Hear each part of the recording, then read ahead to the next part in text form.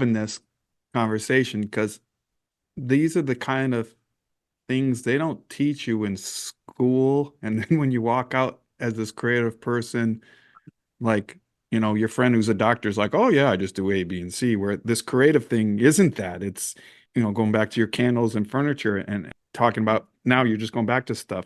So I'm interested, talk about the risk and keep going. What were those in your career risks you were willing to take or tried? Going to New York, I felt like I didn't have anything to lose, really. I felt like I said there was nothing holding me in LA. I had been in New York and just loved it. So it's like, I'm just going to go, and that's also maybe a bit of me running away from, I've always sort of been a little bit of a runner in that way, like running away from the Bay Area to go to art school in LA, and then running away from LA from whatever my issues were at the time. And I ended up running away from New York to come back to LA eventually. Now I'm stuck here.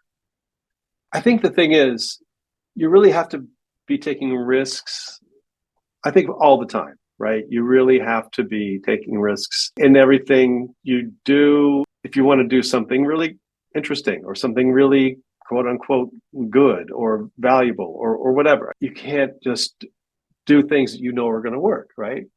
Because nobody knows what's going to work. And if you try to figure out what's going to work, then you're really screwed. That's the worst thing you can do.